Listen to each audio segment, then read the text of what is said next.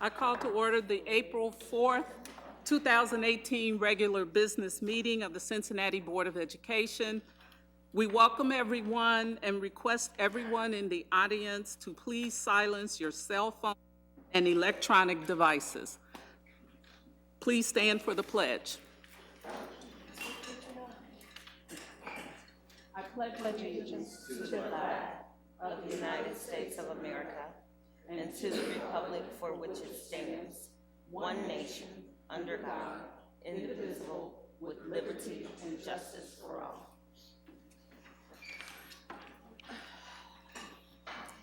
Ms. Tworick, would you please call the roll? Ms. Bates? Mrs. Bolden? Present. Mrs. Copeland-Dansby? Present. Mr. Messer? Present. Mr. Morowski? Present. Simmons? Present. Ms. Jones? Here. Thank you. We're going to read a statement here up front. This is a little bit off course of the agenda, but we thought it was important in terms of the timing of this, and so I'd like to read a statement.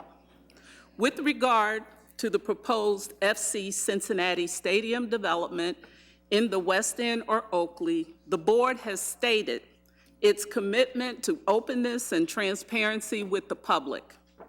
Informal discussions about a potential partnership with FC Cincinnati have continued. The board remains committed to the terms of the resolution we passed last month, and we are willing to continue our discussion with FC Cincinnati in a transparent manner. Thank you. Okay. I need a motion to approve the minutes from the special meeting, March 21st, 2018, and the regular business meeting, March 21st, 2018. So moved. Is there a second? Second. All in favor signify by saying aye. Aye. Aye. Any opposed? The minutes are approved as presented. This morning's presentation will be about the board budget retreat, and I'm going to ask our superintendent to introduce the presentation. Thank you. So we're very excited this morning to host a budget retreat and talk about our priorities for this upcoming school year. We're already planning for next year. I will be the person who will be making the presentation, but please know that this was definitely a team effort. Not only on the part of the Treasurer's Department, but also the performance leadership team. All the team members contributed to this presentation, and their work is embodied in the work that will be presented this morning. I do have copies of documents if you are interested in a PowerPoint. If not, I'll take it. okay. Thanks, Laura. Yes.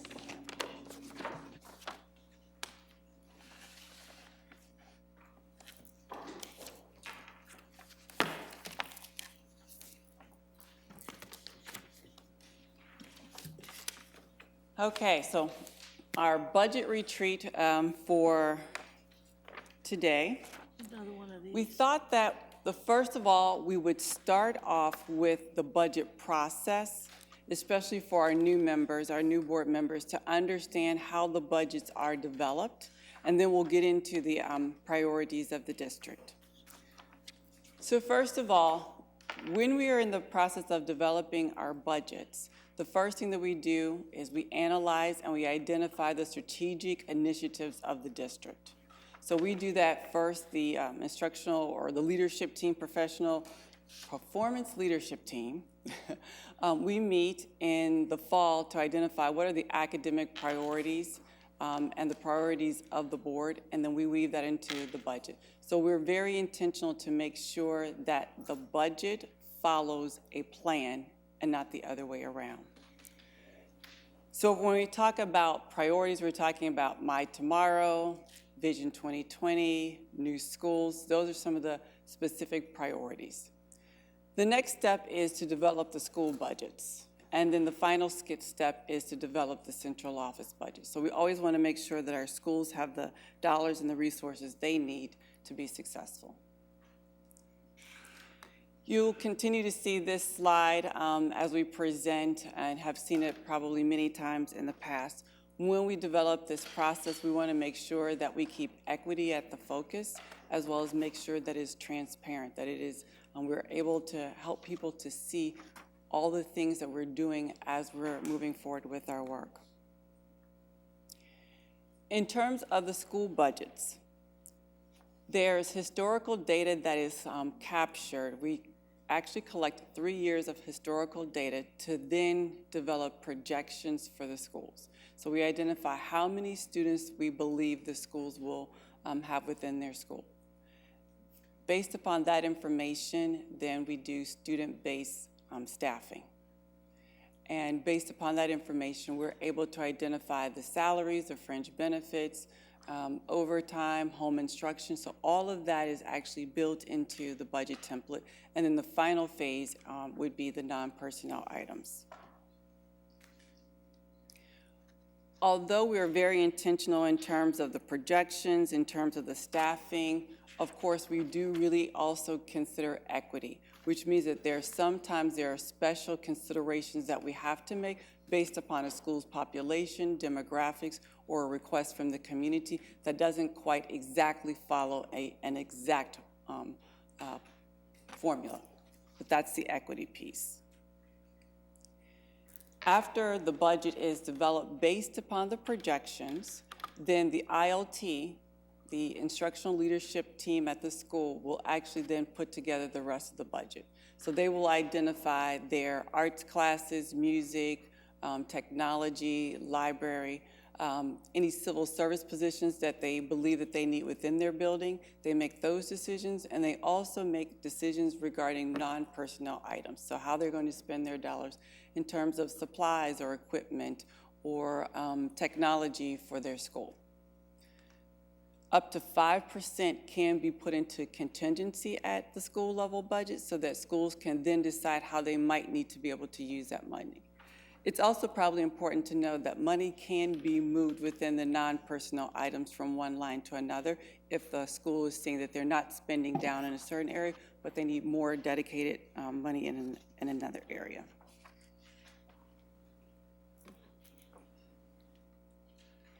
Then after the ILT actually makes a recommendation in terms of the budget, then it goes to the LSDMC. The LSDMC is the body that actually approves the school budget. That budget then comes to central office, and the school will work with the treasurer's department as well as the assistant superintendents to finalize their budget. We make sure that when it comes here, that we're making sure that what the school is doing is actually meeting the strategic initiatives of the district, and there also is a focus on equity. All of the budgets are then consolidated into one large budget, and at that time, the performance leadership team will review that large budget as well as our committee, our budget commission. We will look at analytics, we will look at priorities, we will look at prioritization, and we'll also look at equity. Then it goes public in terms of public engagement opportunities for the public to be able to hear the contents of the budget and also to be able to give us feedback. And then the final step is that it comes to the board for board approval. We must have board approval on a budget for the upcoming school year by June 25th. So that's the process that's used when we develop our school budgets as well as our central office budgets, starting with the strategic initiatives of the district first. So now we get into the fun stuff. Start here, go far, journey to excellence. So that is really our theme, and it has been our theme when we've thought about the strategic initiatives for the district. And so when we say start here, we mean start here in CPS as a preschooler, as a kindergartner. Start here as a parent, as a community member, as a partner, and go far with us within Cincinnati Public Schools. We are very proud of the great work that's been accomplished over the last several years when we think about our ACT scores and graduation rate and third grade guarantee. But we did not come this far only to come this far. So you will not see a status quo or us resting on our laurels. This is about something new, different, and innovative to address the needs of our schools. This is truly a journey to excellence. Everything that you'll see regarding this presentation is really grounded in excellence. So when we think of Cincinnati, we think of Cincinnati being identified as a place of destination. And if we consider Cincinnati a place of destination, Cincinnati Public is dead in the middle and in the center of this destination place. When we say a place of destination, there are three big ideas around Cincinnati becoming a place of destination. First and foremost, because Cincinnati Public Schools, we have safe, high-quality schools with lots of options for our parents. That's the first reason we believe we're a place of destination. Second, Cincinnati Public Schools, we produce high school graduates who are ready for the world of work and ready for career. We believe that Cincinnati Public Schools should be considered part of the city's succession planning strategy. We have talented people to go into the world of work. And the third reason we believe that Cincinnati should be a place of destination is because Cincinnati Public offers exciting careers for talented people who want to move to this area. As we do our work, we always begin with the end in mind. So pre-K through 12th grade is all centered around getting our kids to a place beyond graduation. Graduation alone is not enough. Upon graduation, we're looking to see that our kids are either enrolled, enlisted, employed, and we've added yet a fourth dimension, and that is endorsed, meaning that they have some type of industry credential that goes along with their career tech options. So, how will we accomplish this? So we're going to accomplish this through equity, explicit as well as embedded equity. So when we say explicit, that means that we have an intentional focus on equity through our performance leadership team, through our equity team that we've developed, as well as through our principal leadership. We are going to make sure that there's professional development that's offered for all levels of the organization, starting with performance leadership team and our principals, and that started this year. It will then migrate out through the rest of the organization. In addition, we will have 16 ILTs next year, really have professional development around equity, around culturally responsive practices as well. So it's the idea of think big, start small, scale fast. We are constantly seeking to improve, pushing ourselves to be better. And in order to do that, we have to consider quality.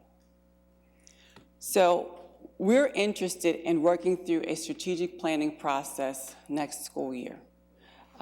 We've heard the board speak a couple of times regarding needing a strategic plan for the district and a process. We have identified a group that is called STUDER. They're actually nationally recognized in the world of healthcare, but they have turned their focus within the last 15 years towards education, and they are the recipient of a Malcolm Baldrige National Quality Award. Quite honestly, this is the processes that they use are the same processes that are used by Children's Hospital. It's the same process that is being used by the Carnegie Foundation, the same processes that are being used by Menominee Falls School, which is a model for continuous improvement. This group does an outstanding job of leading districts and organizations through transformational change as well as strategic planning. So we're actually bringing the group to the city later this month to visit. We'd like to consider them as a potential partner in helping us develop a strategic plan. And the business community is very much interested in helping to fund the STUDER group coming to Cincinnati if the board so chooses this group.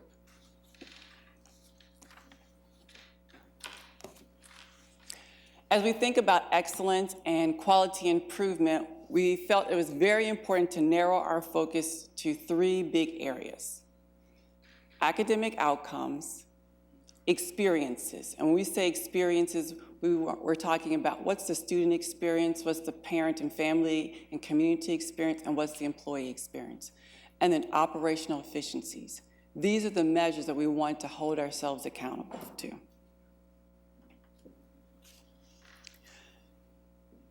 It's a journey, and the process is what makes it great. We want to use high-quality processes in our work to ensure that we're providing action items that lead to improved impact and return on investment for student achievement. So we want to be able to say, for every dollar that we spend, here is the return on investment, here is the impact. And so as we've been meeting with the My Tomorrow team, we've said to them, this must be tied to your key driver diagram in terms of your initiatives for next year, and we're going to measure those initiatives. We know that when we talk about quality improvement, that there are some resources that we need in terms of professional development, materials and resources, as well as staffing. The good news is that we've been on this journey for a little while, and as of this school year, we have quite a few people at our central office who have gone through the quality improvement course through Children's Hospital. So I've gone through it, 2 of the assistant superintendents, our HR director, our math manager, and a manager in the Department of Student Services. Children's Hospital is already saving seats for us next year, and let me just say that this is like a golden opportunity for us to be able to participate in this professional development. It's a 6-month course. Children's Hospital and Strive, they come together to actually pay for that training, and it's about $7,000 per person. And CPS has not had to pay for any of that, and so our partners have come together to actually provide that support. But as you can see, by the end of next school year, we will have all of our performance leadership members trained, and then we'll continue to branch that out. This is all about how do we get better, how do we create a journey to true excellence, and more importantly, how do we measure it? We're interested in really diving into the key driver diagrams that identify what's your aim, what are the drivers that you need, and then what are your interventions and your strategies, and to be able to test each intervention to identify whether we're going to adopt, adjust, or abandon. This is very different in education. We don't normally do business this way. Sometimes, quite honestly, you have a problem, you try something, you try another thing, you're not really sure if it works. We've stopped doing that. We say, here's what we want to do. We either want to drive something up, drive something down. Here are the conditions that have to be present to make that happen, and here are the strategies we're going to use. And we test each one, and we create run charts to see if what we're testing actually works. And when we have 6 to 8 data points to say this works, then we put a pin in it, and we say, okay, that's the model. Let's replicate it. So delivering on the promise, I'll say again, we didn't come this far to only come this far. School safety. Now I'm going to go through the 3 big areas that I spoke with you about a couple minutes ago. School safety is the one that we start with because our parents must know, not just feel, they must know, have evidence that their kids are safe on the way to school, once they arrive at school, during school, and on the way home. And so because of that, we've put a safety task force in place. And we started that this year before any of the shootings took place across the country. And it's made up of, as you can see, Cincinnati Public Schools administrators, the Federation of Teachers, the police department, the FBI was there, Homeland Security, and the fire department. And they have all committed to staying with us to ensure that our schools are safe and putting measures in place. Our security team is working on a comprehensive safety plan. So CPS, when our staff attend conferences across the country on safety, a lot of times Cincinnati is recognized as a leader. I will say again, though, we need to go further. We need to never arrive at the destination. We are always trying to improve our practice. And so we believe that this work is important for us to continue. We would like to be able to add a manager position to really focus on culture at each of our schools from the district perspective to ensure that we have a safe climate for all of our kids, that our kids' needs are being met social and emotionally. And so we believe in order to do that work, we need a position to really focus on that. We would also join that person with a school social worker that we already have in place who's working on the bullying. We would combine those two positions or those two people together into a small department.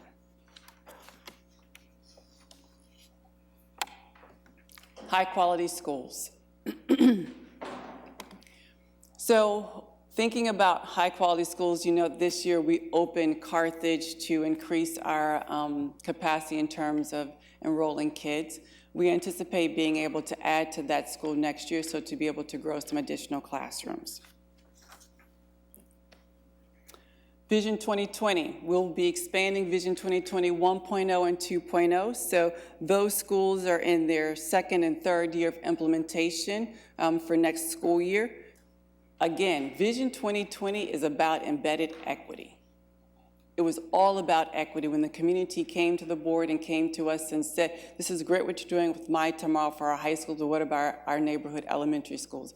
Why should I have to leave my community in order to get a magnet-like program? And you all said you're absolutely right, and Vision 2020 was born, and it's about equity.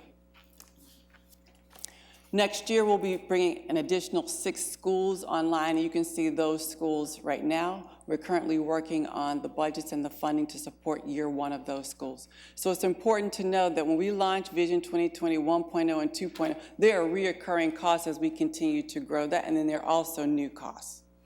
And then there are new costs as we bring 3.0 on. Thinking of equity and also our enrollment growing, we opened LEAP last year, and who would have thought that it has 220 students pre-K through 3rd grade? So that has been a success. We're going to add 4th grade next year, and we're going to continue to grow that school. Spencer was all about equity. It was brought to our attention that there are many kids, especially a lot of minority kids, who fall just under the gifted range, and they are very smart and they're gifted. They don't necessarily have the foundational literacy skills, and if they had that extra help and push, they would be able to be identified as gifted, and so Spencer was born. And so we have a very diverse school made up of kids who are gifted and those who fall just below. They're exceptional students. Next year, we're going to be adding 9th grade to Spencer, so we're growing that. Again, this is embedded equity. So what's on the horizon? Due to our increasing enrollment, we're going to be opening Clifton School next year. And we actually have a meeting. So we've had staff who have been working with the Cairns community all school year. We have a meeting next week to further our conversations. When we also think about the west side, we know that it is booming with population on the west side, and so we need to be able to alleviate the overcrowdedness on the west side. And so we're looking at potentially a pre-K through 12 Montessori school on the west side. We're also considering a possible high school campus on the west side that would include a very rich career and workforce readiness component and focus. So many times people say, what about those vocational ed courses? What happened to those? And those are our career tech. And what about the Oaks? How come we don't go there? But it's far out for our kids to get there. And so what if we had something like that right within Cincinnati Public Schools and a campus that would allow that rich opportunity to take place? We're also looking for on that campus to have what are called XQ schools. So there's a movement across the nation to reimagine high schools, and believe it or not, Hollywood is leading the charge on this. And so you have Tom Hanks and Viola Davis who did this huge XQ program last year that was televised, that was all led by students about a new brand of high school to really address what our kids need to learn and how they need to learn. And so we're looking at that as well. So again, we want to make sure we are constantly progressing, constantly, continuously improving. My Tomorrow, embedded equity. So whenever you think of My Tomorrow, we automatically think of enroll, enlist, employ, and now endorsed. When we think of equity, we're making sure that our schools all have a 7-bell day next year. Our principals and staffs are working on those schedules right now. I was with the principal this morning who's working on his schedule. We're also making sure that there are 7 hours of instructional time for our students. We recognize, quite honestly, that there are some inequities when we look at our high schools. When we look at, I'm gonna be honest with you, we benchmark against Walnut Hills High School. And the reason we do is because we want to make sure that all of our kids, whether I'm at Woodward or Aiken or Withrow, that they have the advantages that the Walnut Hills kids have, and the academic rigor is a piece that we don't yet see across all of our high schools. And so we would like to have 5 assistant principals who would have a specific focus on instruction and instruction only and would work with our title high schools. We also believe that it is necessary for us to have a full-time released principal coach to quite honestly get some things on track and move the work in terms of academic achievement in those schools. We're talking about improving our ACT scores, improving our graduation rates, improving AP. Again, equity in terms of college readiness. This year we brought on a college manager at the central office level who could really coordinate college acceptance across all of our schools to add some equity to make sure that all kids are getting what they need, not just the Walnut Hills kids. We started this year a university consortium where we brought all the universities together, and instead of them telling us what they were going to do, we told them, here's our vision, and here's what we want you to do to help our kids get into school.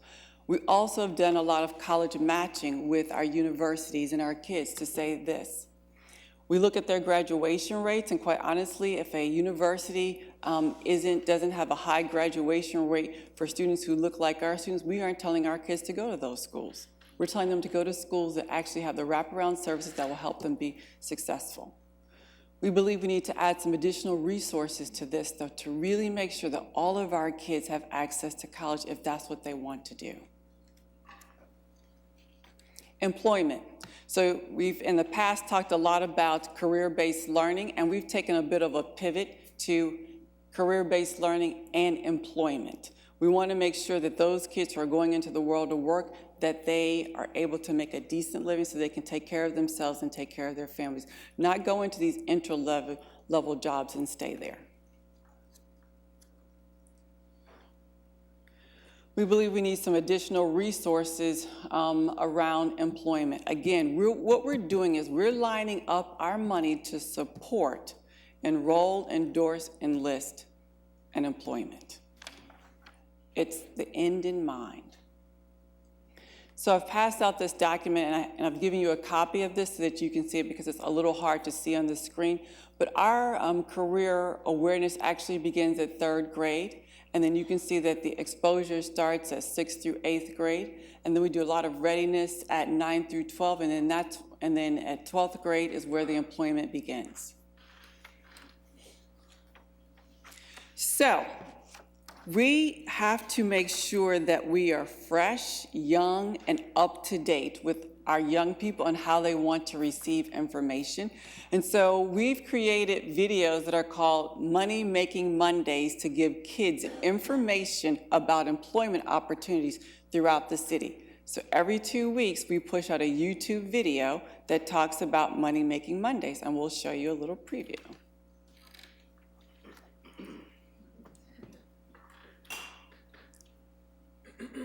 Hi guys, my name is Brittany Cousins and I'm your career-based learning manager and employment manager here at the district.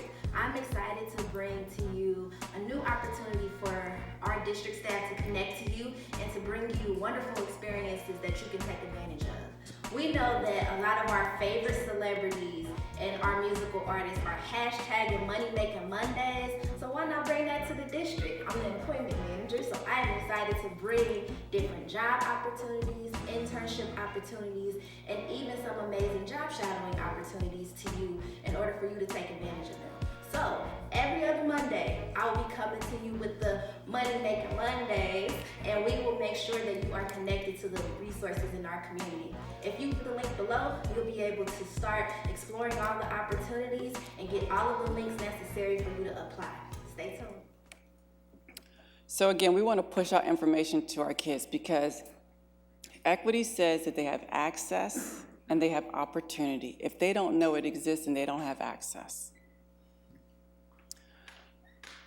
We are also developing college videos that are very similar to that, where we have our college manager who will be pushing out videos about applying for college, about FAFSA, scholarship opportunities. So again, we want to hit our kids in a lot of different ways. We want to talk to them through their principals, through their teachers, through social media, through videos, through hashtag, through their counselors. So we're trying to push it out. We're trying to inundate them with the information so that there should be absolutely no excuse or no reason why they don't have the access and the opportunity that they deserve. So when you look at this diagram, what it shows is that we started our college and our career groups, and this year we started some scholar programs across our schools. We started some pipeline programs, IT pipeline, logistics pipeline, cybersecurity pipeline, and you can see we are moving fast because our kids need this information and they need it now. Here's our plan to continue to move forward in terms of our employment pipeline. So we have pipelines of kids who are going to college. Now these are pipelines of kids who are going into the world of work. So this year we started two, a logistics one and a cybersecurity one, and then you can see that we're going to keep those going next year, but you can see which ones we're adding in 18-19 and then 19-20. And we've identified these specific ones through our work with the Chamber in terms of these are areas of profession where there are many jobs that are going unfilled across the city or in the region. And we'd like to show you our DHL logistics, our first proof of concept and the launch of that initiative.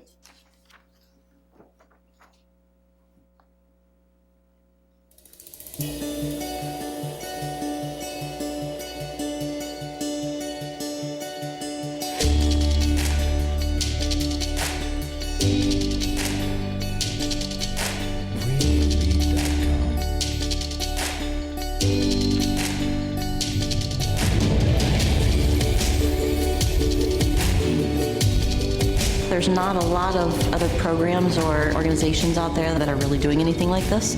The supply chain and logistics industry in this area alone is just booming. There are a lot more jobs than there are people to do those jobs. I think that this is a great opportunity for the students to see what's out there and for us to really benefit from their talents and their skills.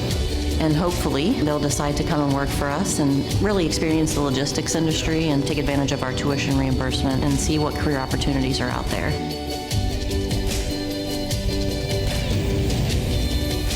I think it's going to give me the experience I need because most jobs nowadays are like you need experience. If you go into it with the experience already, you're going to be one step ahead of the game. This partnership is delivering on the promise of My Tomorrow, of getting our young people ready for the world of work, but not just to go into the world of work, but to be able to make a decent living, to take care of yourselves and take care of your families. So I don't know about you all, but I am like super excited, almost to the point of tears when I see our kids. This is Cincinnati Public Schools. So again, I will say we have come too far to only go this far. We are on the cusp of doing so many great things in our district and for our city. And I'm just like thrilled to death and couldn't be happier and more honored than to work with a team of staff members, of administrators and teachers who make all this happen. So just a kudos out to the team. Cybersecurity, I know, it's very exciting. I know we should clap for that video. It's real, it's happening. We're gonna do a cybersecurity video soon. So Sarah launched a cybersecurity academy this year. This is like groundbreaking stuff for us. Last year, board member Bolton brought Belcan to the table, and Sarah worked with Belcan over a year to develop a cybersecurity program academy that launched this year at Taft IT with a group of sophomores. It's 2.5 years. They will go through 2.5 years. Belcan is paying the $8,000 per kid to go through this training. Once the kids graduate, then the students, if they have done well, will be offered a full-time job at Belcan making $60,000. Those are the types of partnerships that we're striking. And so when I say Cincinnati can be a place of destination, it's true. It is a place of destination. My Tomorrow in Technology, again, this is all about equity, making sure that our kids have access to the technology that they need, the hardware as well as the software, as well as the internet and Wi-Fi. So we're continuing our My Tomorrow technology work. Oops, I went a little too fast. And then we have our extracurricular activities, not just sports, but we know that this is vitally important to our students, and so we're expanding our extracurricular activities. So everything that I'm laying out, these are the big new initiatives that we want funded, and this is just laying out the plan for you. We know that we cannot do any of this work without the staff in place to do it, and a highly qualified and talented staff. We firmly believe that all people deserve interesting careers and exciting assignments, and that's what we want to do. That's about the employee experience. So Susan Bunty launched this year the Talent Development Division, which she will be expanding. It will have a major focus next year to focus on leadership, central office, principals, assistant principal, teacher leadership, and then we're going to continue to build out that work. Again, it's about seeking improvement and excellence. So you can see how we've planned to build out the work over years. Think big, start small, scale fast, starting with leadership, teachers.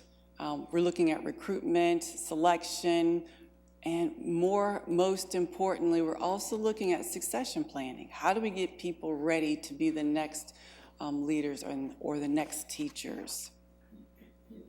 So we have a plan. Through all of this, we have a plan in terms of how to move this work forward. And you can see it starts with training and development and engagement and recruiting and onboarding and performance management. And I'm not going to go too much detail because I don't want to steal Susan's thunder, because she will be doing a comprehensive presentation for you soon. It's important, though, for me to pause here because we need to get into the habit of rewarding and awarding our employees, and that's something that we're going to be doing. So we're quite honestly, we're looking at a model of a lot of the major Fortune 500 companies. What do these people do? How do they get people to want to come and work for them and stay with them? Susan launched this year Lunch and Learns here at the Ed Center. So we're doing some of these things that set us apart and will hopefully make our district a place where people want to be. This all builds on the great work that Paul has been doing in terms of recruitment and staffing within the HR department. Paul and Susan have been working very closely together. Paul has launched a series of fairs for paraprofessionals, for teachers, and will continue that work next year, so we're very excited about that. Uh-oh, I went a little bit too far. You know, we have a major focus on recruiting people because we want to bring the best and the brightest to Cincinnati, and we have to make sure that we have these great opportunities to offer them once they get here. We're looking at different assessments that we can use in terms of pre-employment. Again, we've got this from the business community.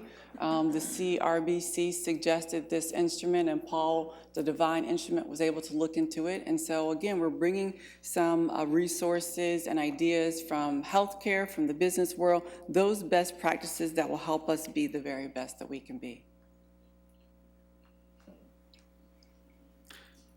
Engagement. We've come too far to only come this far. So we've heard the board loudly and clearly in terms of making sure that our communication is timely, it's in multiple ways, and it's also engaging and conveys a message that wants or invites people to enroll into the district, not just enroll in terms of their students, to be a part of.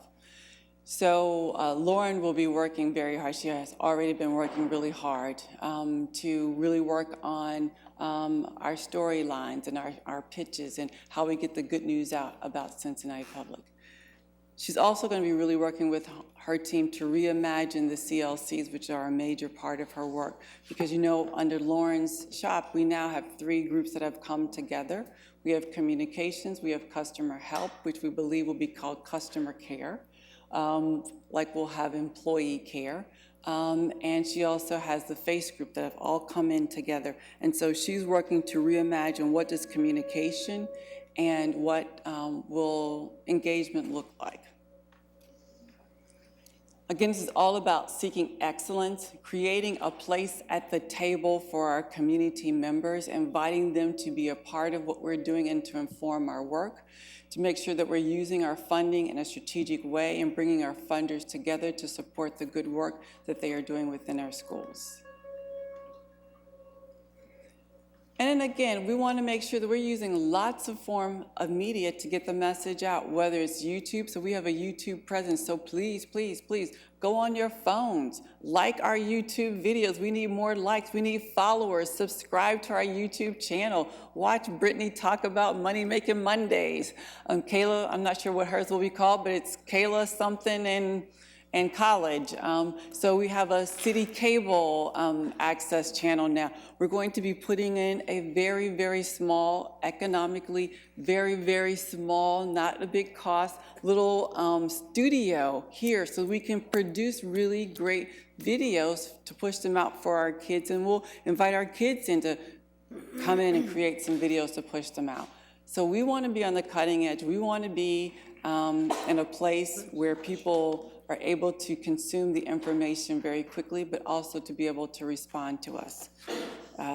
Earlier this year, Sarah launched something called Thought Exchange, and so we're going to continue Thought Exchanges where an idea can be posted, and then you can go on and you can give your thoughts about it, and you can put stars by it, and then the data will bubble up to tell you here are the 5 ideas that came up to the top that the most people from around the country, around the district, around the city thought were important.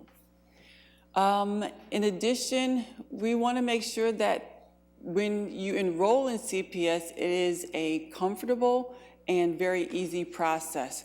And so we want to have employment hubs in the district, and so that's something new.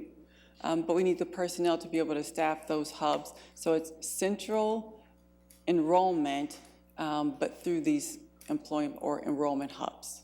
So that's a new cost and a new part of our vision for next school year.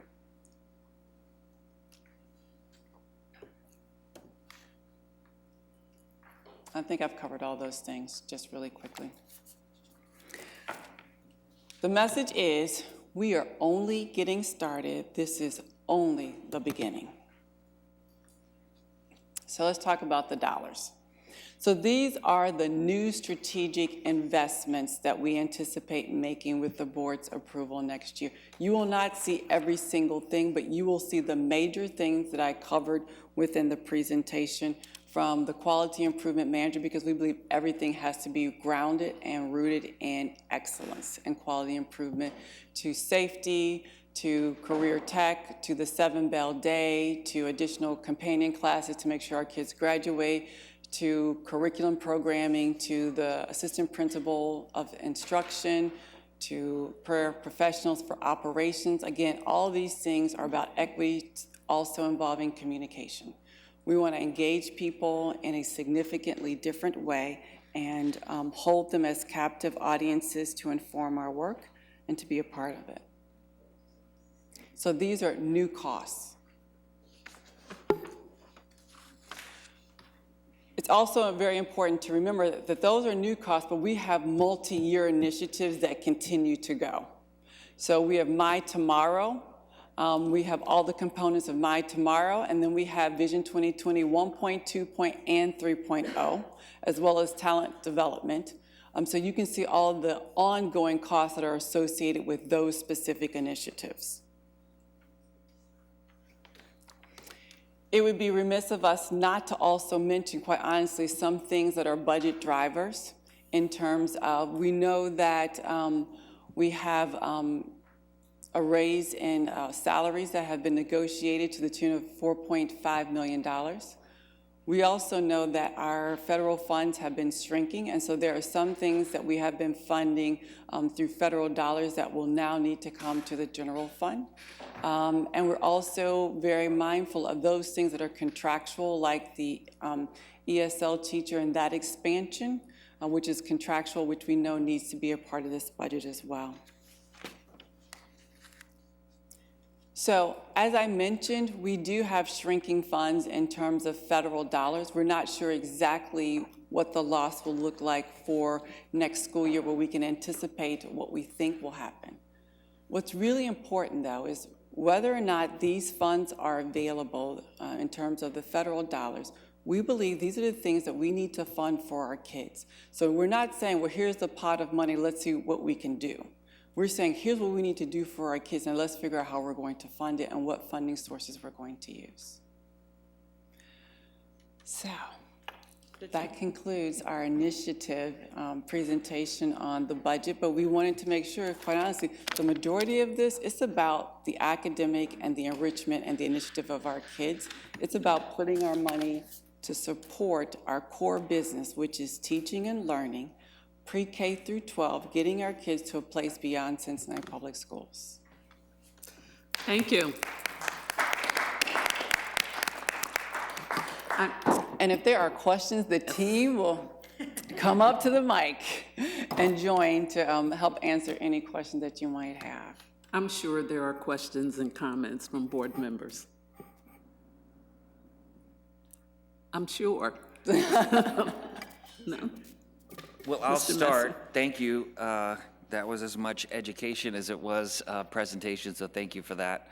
And as this is my first official budgeting process, I probably have far more questions than maybe what would be appropriate for here. So I think the statement that I'll make is, I think this was fantastic work and is exciting, all of the pieces. I think my comment to our board is it calls out the need for our board to have a clearly defined strategic plan to say where this board sees this district over the next 10 to 20 years, and then maybe a 5-year marker, so that the work that's done in this plan ladders directly to what is probably a really heavy lift to figure out where this district will be in 20 years or 10 years. So I think in absence of that, this is really great work. A couple of the things that just, again, understanding the process is how are our employees engaged in the development of the proposed solutions to identified needs or problems of the district. I think that would be interesting for me to figure out how that then rolls into what is then created here. And then I'd also be curious, as we're often asked in my day job, as you're going through your budget, is what are your incremental expenses? And then what do you anticipate doing more efficiently? Where do you see reductions, opportunities for synergies or efficiencies, I guess is a good enough word there. But I think probably it's a deeper conversation on the litany of other items here, just understanding a little bit more of the specific details. I do really, really love all of the career readiness training. And I love that we're doubling down in that space because let's be clear, there's a national average of how many children are likely to go to college. And every day, I think it was it New York Times or something, just even over the weekend, questioning does it even matter which school and whether you go to school at all? Will that ultimately impact your long-term success in life? So I think it's great for us to create those opportunities for students who may choose another path than college, and I commend you for all of that work. Thank you. Other comments, questions? Ms. Bolton? There you go. Ms. Bolton, Mr. Okay. Mr. Thank you. I think this is a great, more than a beginning Of course, it's always important to remind the administration this is only a proposal, an extensive one, of course, because the community has to occasionally chime in, and we do too. And I'm particularly pleased and almost want to call Susan Cranley about the 7-hour high school day, and also the 7 Bell High School Day. That's one of the big equity issues that's been confronting us, and I know we've counted minutes for 11 years, so that's very good. And I'm also excited as an old high school teacher that thinking about reshaping the high school structure is a good idea. I'm particularly interested in the API, where we start to have assistant principals who are particularly good in curriculum and instruction. I think that's good. I'd also suggest that's the only way you're going to get the kind of rigor that you're going to need for the equitable system. The other piece of that is something that you alluded to, and I don't know if it has a title yet, but just as much as we need a college career kind of person somehow almost at every site, but certainly over the district, we also probably start to need a career and employment placement officer at many of our high schools. And I think that that's something that could be very useful. Anything we can do that the smaller systems don't have the capacity to do makes us more competitive, and it also deals with our kids getting more ready, because we have to do more to get them more ready to be competitive. Of course, and I say this all the time, even our staffing equation is anti-equitable or equity, because it's on equality instead of what I think it should be.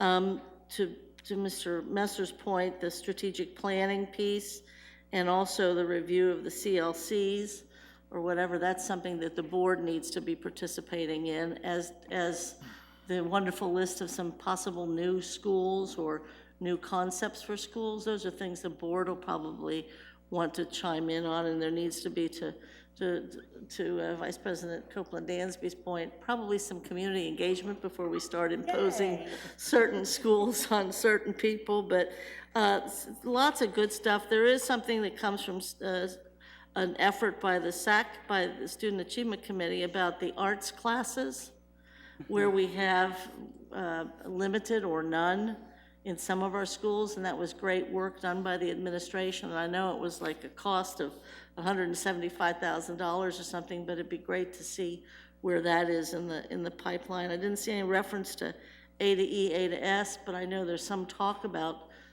finding a better way to serve those children. And you know me, my bugaboo all the time is focusing on the sites. I mean, I have a number of other stuff to say, but on all the stuff about talent development, not to be negative, but I didn't see any references to evaluation and how we begin to think in terms of having people that shouldn't be here find a way to make sure that they have an exit system. So that has to be part of it, or we're not going to be real. And I have a bunch of other stuff, but I think this is a great start and a good overview for us. And of course, we have lists and lists of things the board probably wants to see in the budget too, but we'll save that for a little bit later or in writing. But this has been very helpful. Do you kind of find an evaluation piece here for me? It's under performance management. Yeah, and It doesn't say specifically evaluation, but that's what we mean when we say performance management. And one of my hopes for that is what was always promised when we did the new evaluation system, even from the state, was the capacity to have individualized evaluation and individualized professional development based upon staff members' actual evaluations. So that if that's going to be all part of a piece, I'd just like to have that be more explicit and explained. So as we're looking at the evaluation piece and performance management, we're looking at competencies, things that can be demonstrated and evidence-based to say that you've mastered these specific competencies. So that's a part of the evaluation. And then there's a professional growth plan that would be tied to the competencies that a person wants to improve upon. And that would be great. And when there's no growth, then it's exit. Thank you. Mr. Timmons? Yes, I was really excited, me being a retired teacher and being out at Woodward High School and seeing how the career tech program really helped our kids with the hands-on experience and then get out in the work world. I think they get a head start, over some of the people, matter of fact, adults out here that's really, looking for work. And also I was excited about the rewards, that you were talking about. Teachers, they work their tail off. Yes. And a lot of times believe me, they want a pat on the back, even though they act like they don't or whatever. But everybody want to be recognized when they're doing something positive. And I think that's good too, to be able to get some more awards and keep them fired up, excited about what they're doing. But I thought that was good. Thank you. Mr. Morosky? So I have a lot of questions too that I'll save. Most of them, and like Ms. Bolton was saying, I'm sure we all have things that we want to see, but I think this is really great. I commend the team for putting in all the work. A few things that I'm exceptionally happy about, and I think you know this and most everybody does, that DHL and cybersecurity pipeline is amazing. Haven't been a part of workforce development for at least 15 years or so. One of the biggest hangups, of course, is we can workforce develop really, really well. Getting people hired we're not always good at it. And CPS, in my opinion, is beating a lot of local workforce training initiatives in that there is something at the end of it. And so that's really great. I'm excited to see what comes next year too, and the year after that. So I'm interested to learn more about that. I also, having been an assistant principal, think it's great that we're going to be able to provide more assistant principals to the schools. And again, to echo Ms. Bolton, that's the only way we're going to guarantee, assuredly, that rigor. And also thrilled to see that you are going to be over at Cincinnati Children's, my new employer. I'm biased, but they do great work with their employees.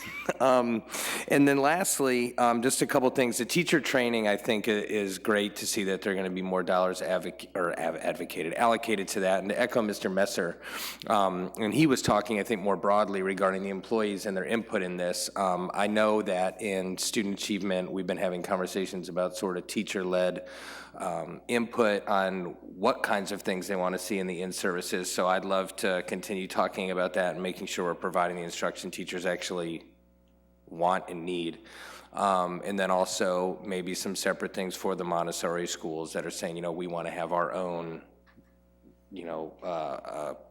curriculum for our in-services that speak more to what we're doing in our schools. And then lastly, for the A to E and A to S, there's been some neat conversation, again, in student achievement regarding some initiatives to be able to help kids that may be having a tougher time getting reacclimated back into school.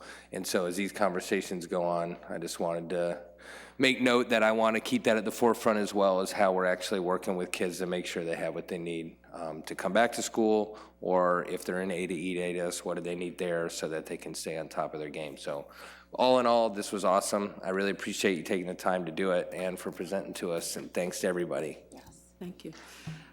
Mrs. Copeland Dansby. Thank you, Superintendent. What amazing information.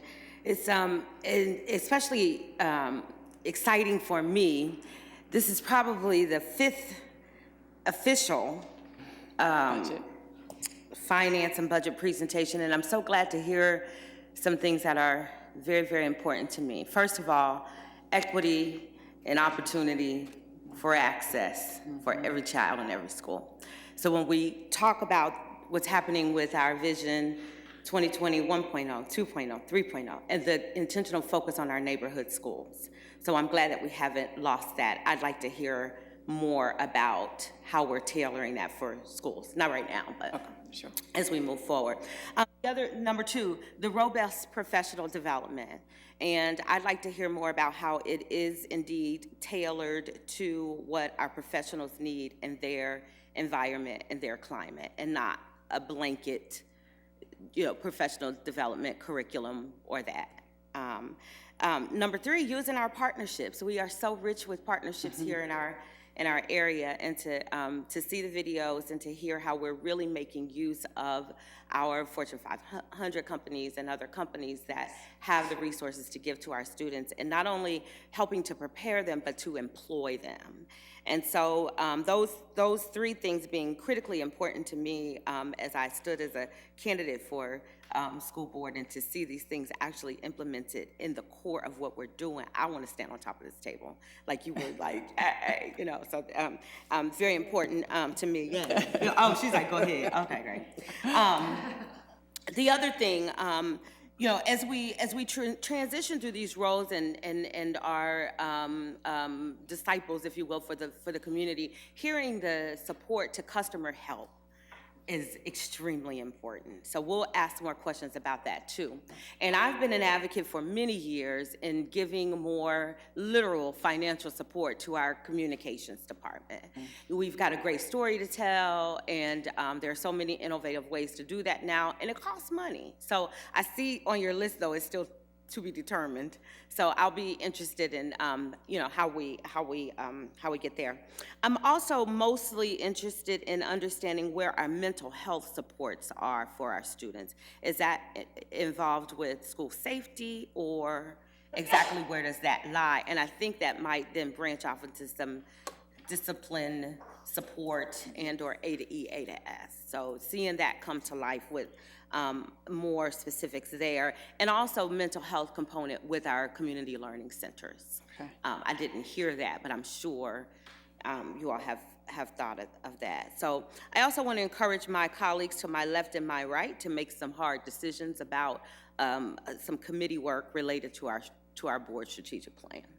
And I think we would be good to do that in a hurry rather than later, so that the administration doesn't get ahead of the board and that we are definitely aligned. So kudos to you and your amazing team, and please continue the great work. I don't know how, but maybe I'll make an assignment later as to how we go into our next step, so we can dig a little deeper and get all of our questions answered. Thank you so much. Just in closing, I want to first congratulate you and the team as well.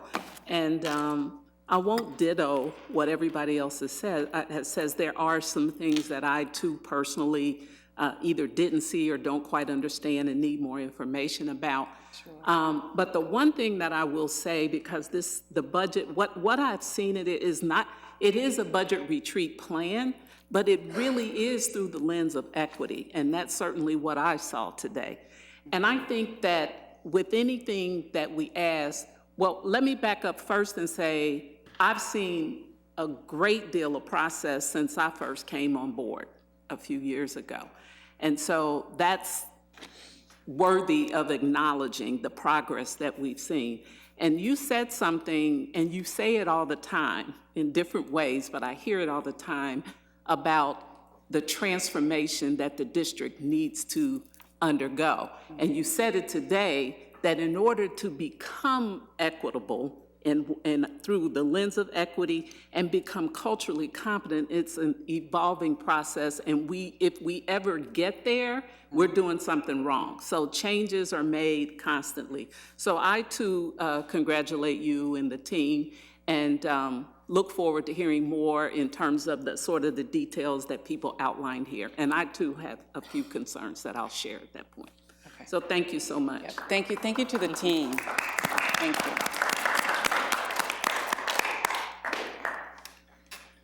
Okay. So does anyone have any kudos? All right, hearing none, I'm going to ask Mr. Messer to please present the retirements.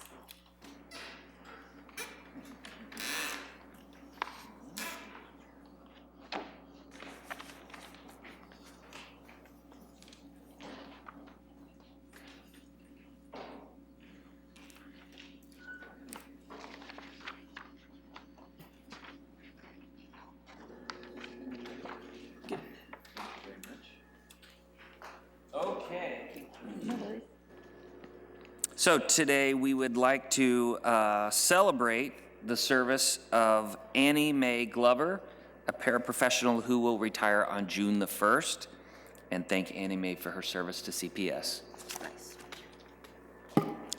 Thank you so much. Okay, we are now at the item on our agenda for hearing of the public.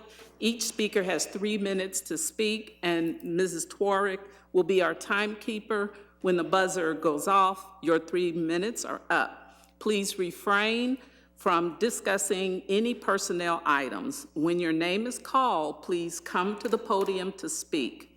So today we have 5 speakers, and I'm gonna call the first 3 and then the last 2. Marcia Reese, Ernest, she left?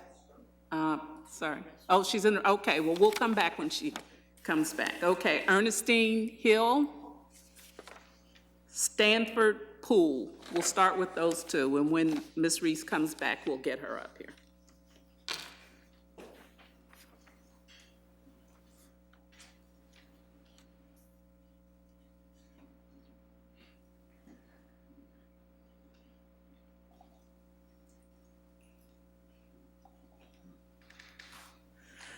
Good afternoon, everyone. Good afternoon. I want to thank you for giving me an opportunity to speak. My name is Ernestine Hill. I am a resident of City West. FC is going to talk about bringing the stadium to the West End. I've spoke before. This is not the first time that I've been in a situation where I've been asked to move because of development. And it first started in Detroit, Michigan. I got a slap in the face, $50 voucher, in 2 weeks to get off their property. I come to Cincinnati, I'm faced with the same situation when Hope 6 showed up and they tore down the Lower Homes and the Lincoln Courts. Now, I'm same situation. I'm worried about if I'm going to have somewhere to stay. Because I know that if it do come, I'm going to end up having to leave.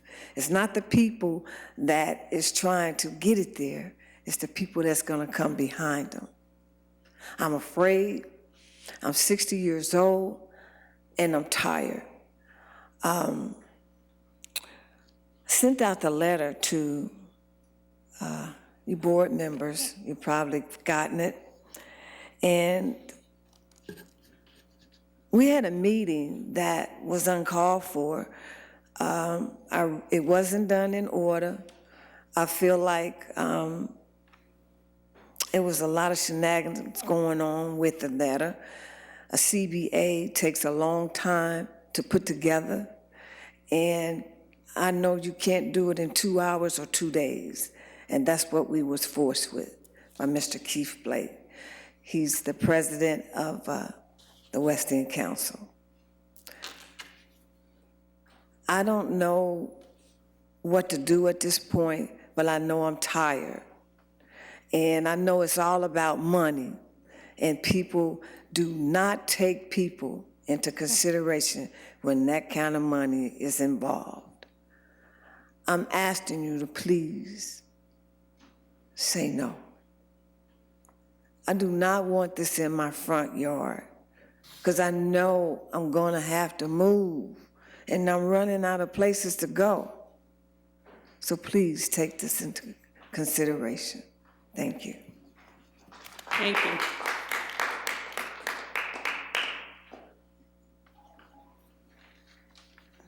Good morning. I'm going to talk quick.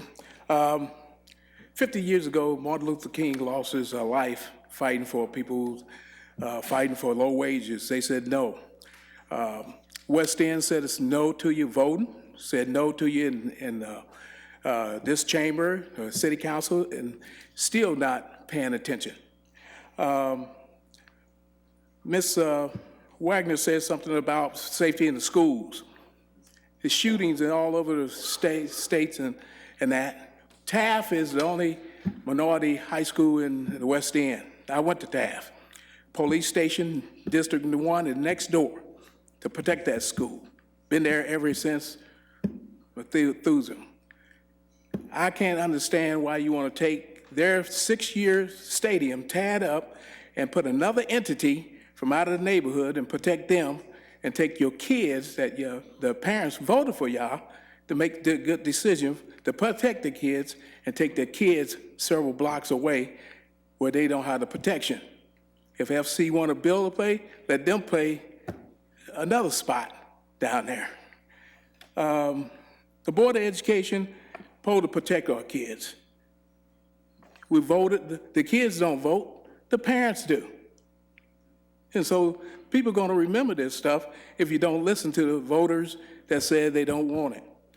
Next thing I'm looking at is the city of Cincinnati was a couple years ago, the Bengals, one of the entity made a deal with the Bengals. The Hamilton County said that they made a fool out of them, made a fool out of city council. Now the board want to add to that. Banning, or whatever his name, he was the one that made that deal. And you're getting him the keys to the car again. How many times do we have to do this stuff? Hamilton County said they were fooled, the taxpayers were fooled. And we want to turn around and, because they got some money, and hand it to them. Don't make sense. Hope you get some sense here.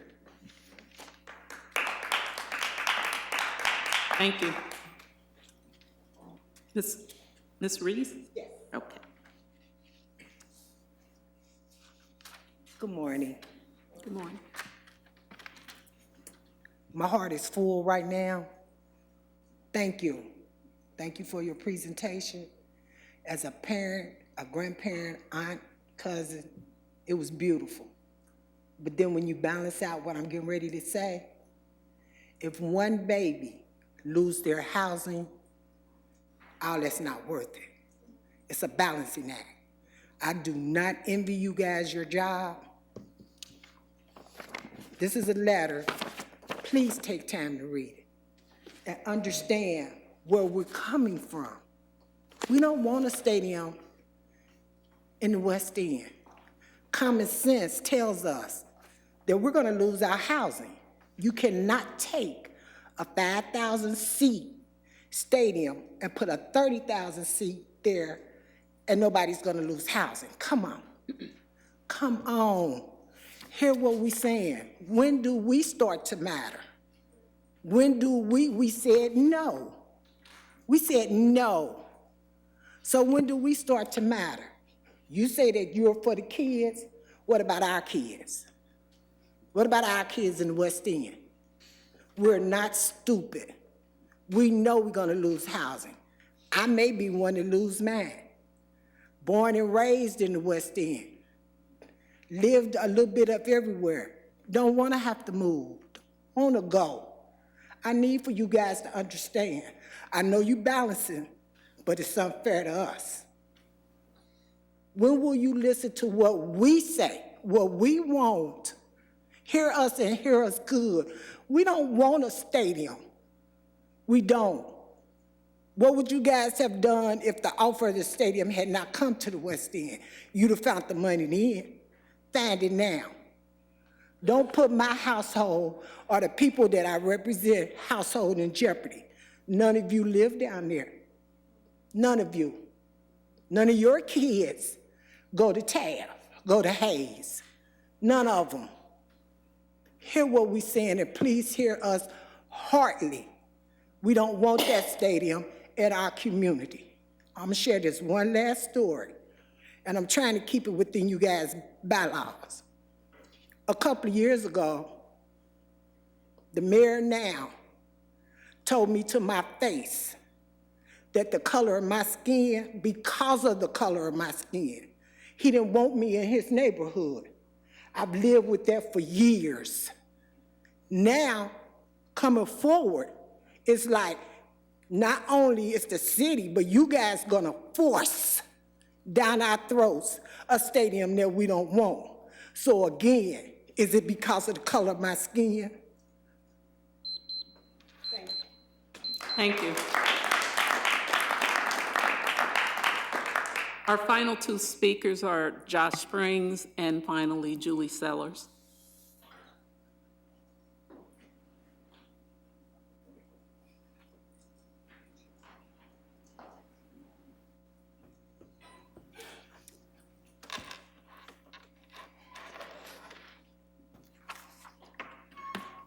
Josh Spring, Executive Director of the Greater Cincinnati Homeless Coalition. I hope that the letter that Ms. Marcia referred to, and I think each of you have copies of, that you do take the time to read it, and to please notice that the signers of this letter are Marcia Reese, who represents Liberty Street Apartments, Cantina Davis from Liberty Street, Luana Oglesby from Stanley Roll, Shirley Colbert from City West, and the list goes on. These are presidents of these resident associations, and together they represent over 1,000 households. That's about 4,000 people in the West End. That's more than half of the entire population of that neighborhood represented by these signers. And so this is important. And the only reason the number isn't higher is because we didn't have time to get the signatures from the folks over at Parktown and Richmond Village. That would have put it up by another 1,500 people represented. So please do take notice of that. And please also note that whatever CBA may or may not have been put in front of you or draft, it's impossible for there to be a legitimate CBA right now because the Community Council hasn't voted on one. In fact, the Community Council voted to only be a part of such a process if the stadium is forced. And so it's a logical fallacy to say that there could be one now. And then finally, if one is brought, who gets to say that it's from the community? The only formal way in our city, the way we do things here, is for it to come from the Community Council. And so I think it's important for this body to say, we'll accept something that comes from a vote of the Community Council, so that it's democratic. Just a couple numbers. So $2 million annually for schools. I think that it costs about $10,000 per CPS student each year. That accounts, $2 million funds about 200 students. When I look at the last 15 years and over the Rhine, 2,300 housing units have been lost, and you have to think how many of those had kids that were displaced. It costs between $6,000 and $7,000 annually to shelter a family with kids, an average family with kids. And so if just 327 families, remember it was 2,300 and over the Rhine, if just 327 families lose their housing because of what comes after this shelter, that $2 million in an aggregate sense is already spent. That's just money, not considering what it does to those kids' lives and how that affects the classrooms that they sit in. Thank you. Thank you.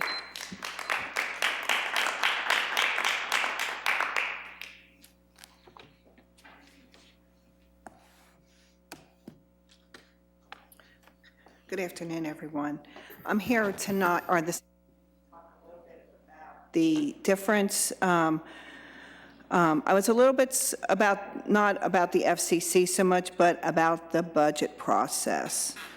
I was very confused by the presentation that we saw today of the budget process, because it sounded as if we were giving schools more say in their staffing and how their money is spent.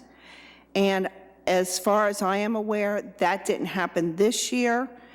And this year, the schools, and I don't know if it's because of this budget process, but it was never communicated to us or the Budget Commission or to schools or teachers or ILTs, that this year the schools' budgets were 2 to 3 months behind getting their budgets and staffing sheets.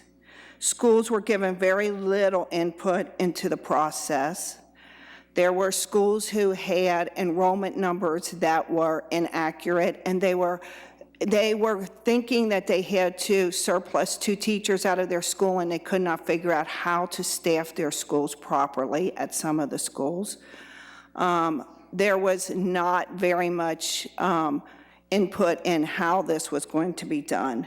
But we are just now getting the budgets, and we just finished the first posting of the rounds. We haven't even gotten into the part for early hiring because the budget process was so far behind.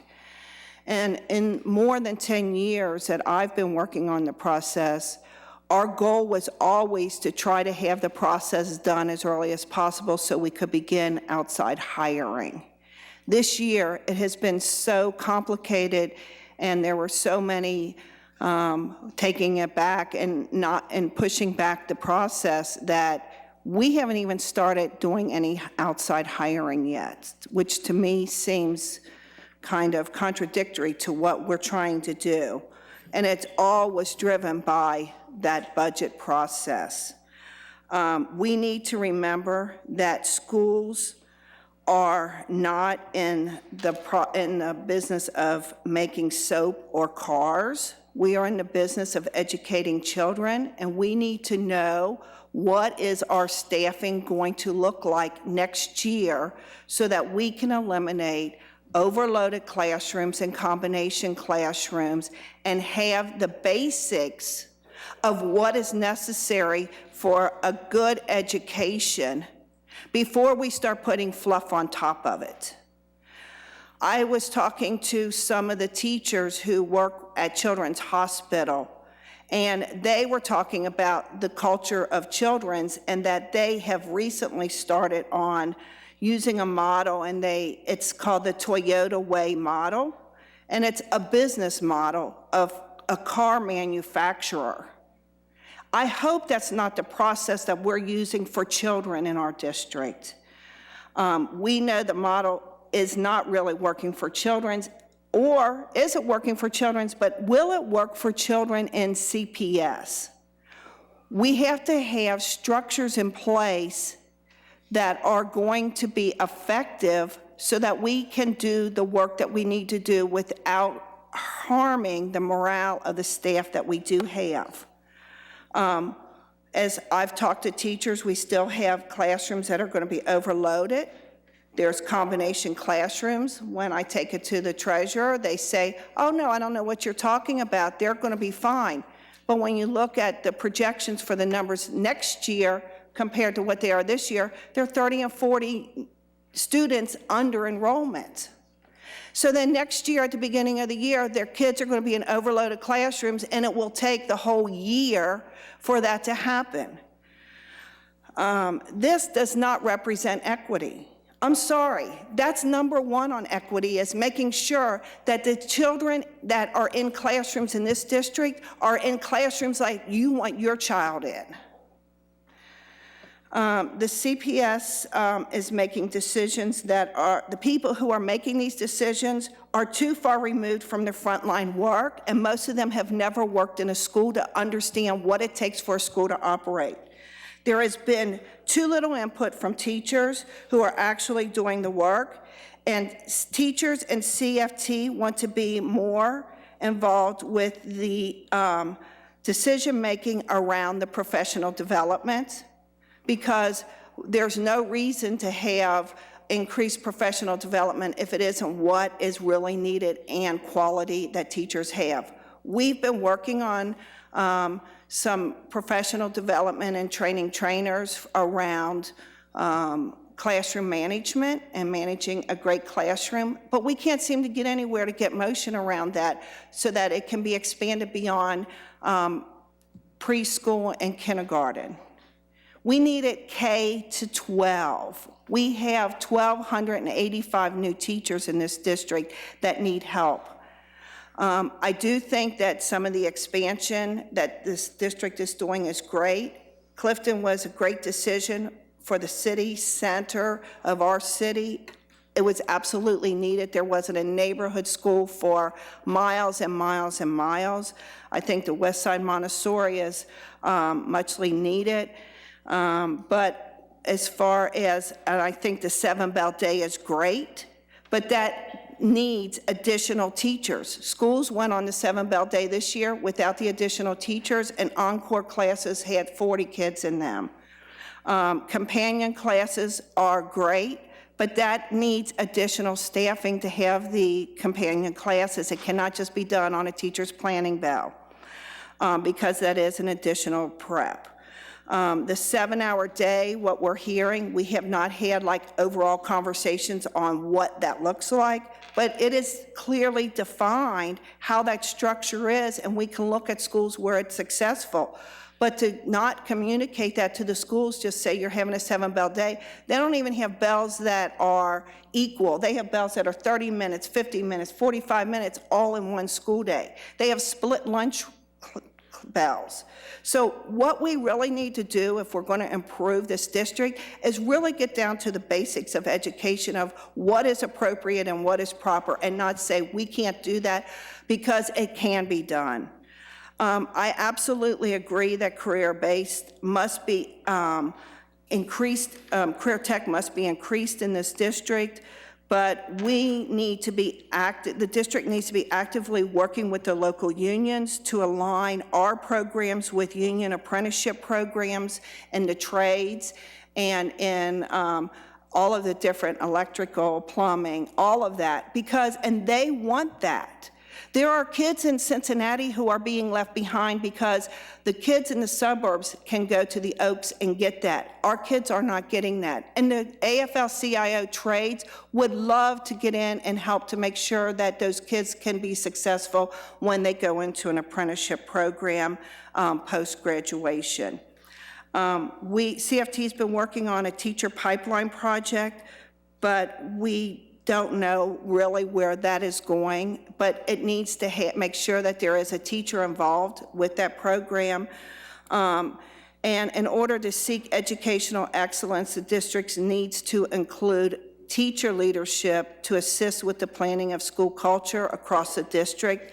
This cannot be done top-down. It looked to me like most of the additional expenses were administrative, and to add another layer of administration is not what is going to improve what happens front line. And it just seemed to me that, and that's what every time there's a new position created, people contact me, why are they adding more administrators? We need more teachers. So I hope that as we are moving forward, we really think about how is this filtering down to the classroom level. And I loved what Erica had to say about making sure that there's mental health supports in all schools, that all children have access to that, not just the kids who are on certain types of health care. Because it is a crisis in this city. So I just want to say that I'm glad we're moving forward. I think we're making a lot of decisions, but I think that we need to have more teacher input on how that is going to look across the district. So thank you. President Jones, if I could, I feel compelled to respond to some of these. Okay, thank you. So in terms of Did you want? No, I just want to be able to respond, to be able to give some information. Go ahead. Not only for the board, but also for the public. In terms of the budget process for this year, what has happened in the last several years is the staff that has been in place in the schools have just been allowed to roll over. So we have instances of schools who were quite honestly overstaffed. There are some schools you could go to where you'd have below 13 to 14, 12 kids in a classroom. So what we decided to do was to quite honestly go through every single budget and look at the staffing calculations outlined in the CBA to right-size the staffs. In terms of overload, I think it's important for everyone to know that overload happens at the primary level at the moment the 19th child comes. So primary classrooms are staffed at 18 kids to one teacher. When the 19th kid shows up, one more kid, then it's considered to be in an overload status. When the 26th child comes, that's when the school gets another teacher. In some instances, in many instances, the teachers choose the overload as opposed to getting the extra personnel or support.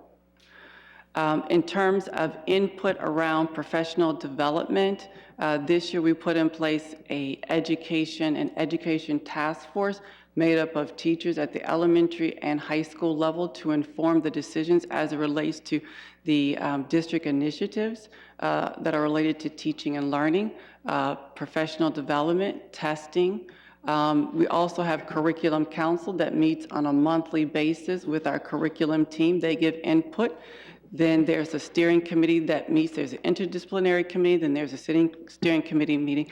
And then President Sellers and I both co-chair the Educational Initiatives Panel, which many of these things are discussed during those times. And so there are many systems that are put in place to gather the input of our teachers and our teaching staff. In addition, I think it would be remiss of me not to say that Treasurer Wagner meets with President Sellers on a regular basis where these items could be addressed and brought up and problems could be solved in that manner. So, Thank you, Superintendent Mitchell. Okay, we're going to move forward with the next item on the agenda, which is the report from our superintendent. Yes, I have two very exciting things to mention. So first of all, on Monday, many of our students were able to participate in something fun and exciting their first day back of school, and that was the Reds Parade. So CPS was represented, and it was very nice to see our kids in the parade. We had some kids, some little ones from Leap Academy as well as Roberts. We had some high schools who participated in it as well. So it was a good time to have the city come together around something positive and uplifting.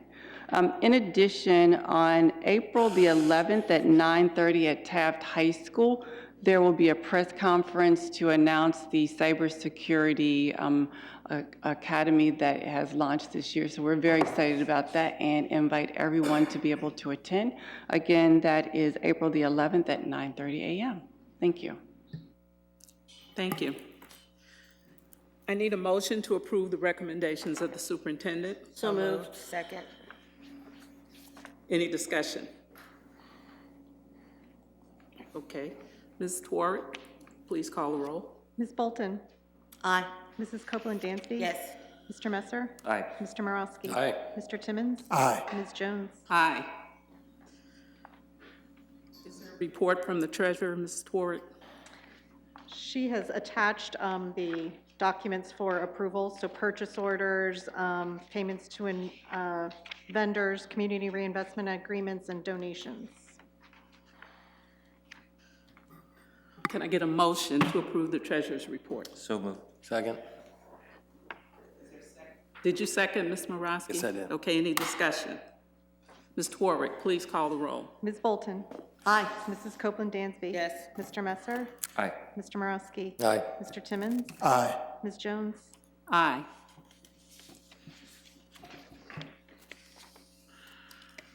I've been told that the minutes weren't approved. Yes, they were. Thank you, that's what I thought. Okay. All righty. Are there any inquiries or updates? Ms. Bolton? I have one update, and it's sort of an announcement. We've announced it before, and it's important. District has been working on it, as well as the cross-boundary leadership team from the Community Learning Center folks, and that is on the 17th of April between 6 and 8 p.m. at the Community Action Agency. There will be a presentation and input opportunity, and last time a couple hundred people showed up, and I think the cross-boundary leadership is organizing folks to make sure we're almost at every table to have an impact, but it is about the strategic plan from the state of Ohio regarding the implementation of ESSA at the state level, and and we can send to folks the draft from which the discussion will take place, as well as the questions that are already being sent out to folks. But it's important that CPS be represented since we're the largest within the Southwest area. But that's 6 to 8 at the Community Action Agency. You can pre-register, but I don't think it limits who gets to be there. I think it just, I don't know, you get a ticket or something. I don't know what the purpose is, but to show up would be important. And again, kudos, I should have said kudos to all the people that have been working on this for over a year, because if you will all recall, the state proposal that was initially made that was going to Washington was not good for us, and these folks and CFT and all those folks gathered together to help rewrite it for the state, and now it almost reads like a CPS manual, which is great. Thank you. Repeat the date again. April 17th, 6 to 8, Community Action Agency. Thank you. Walk around back to get in. Other inquiries and updates? I just want to remind board members that we have an upcoming ACES meeting, which it was so close, the tentative date was so close to our last meeting. We talked about pushing it back a little bit, so we're looking at 2 dates in May. One is Wednesday, May the 2nd, and one is Tuesday, May the 8th. The only suggested change in that is that Mr. Sittenfeld is asking if we can meet in a school in the evening. So those are the 2 dates, and you may have gotten an email on this. And so the times are just slightly changed in that they are requesting to do it in the evening.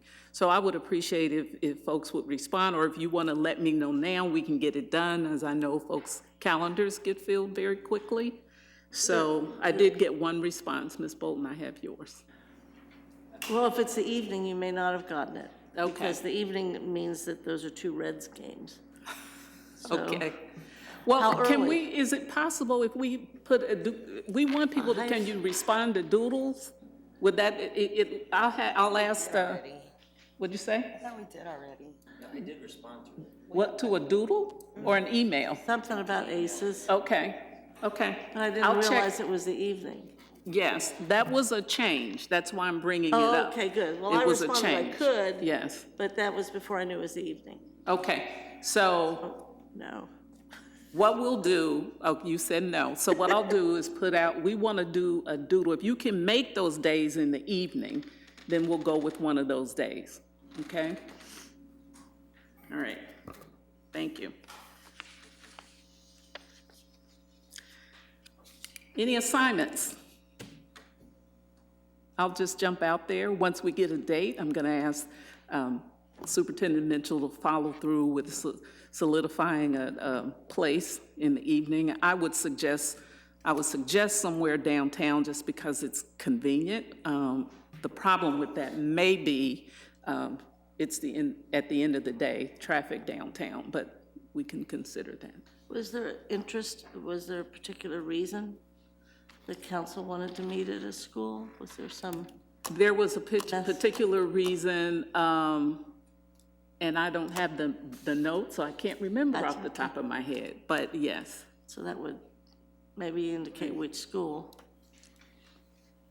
He just thought it was a good idea if we had an open public meeting, but also there were some suggested changes to the agenda, and some of it had to do with things that we have been talking about in terms of FCC planning and that kind of thing, but, you know, that also has to be confirmed or reconfirmed.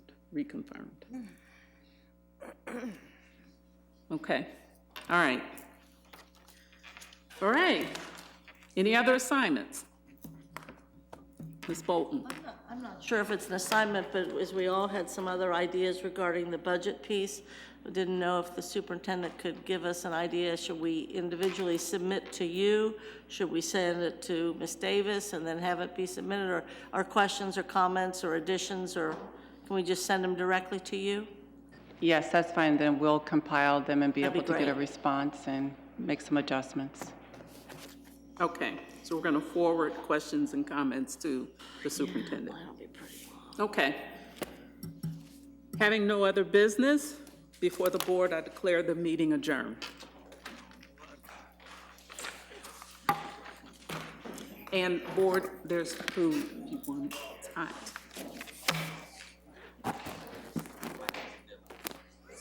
I need one. Meal of the day.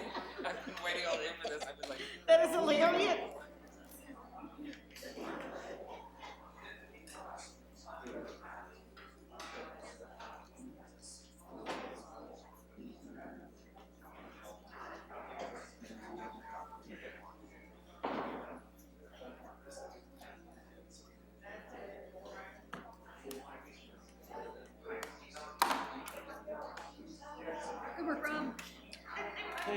you. It was only 2 hours, so I take that as a Honest, win. I'm thrilled. Right. Well, no, 2 hours on the button. That's exactly the time I budgeted, so I'm just like. Now I have.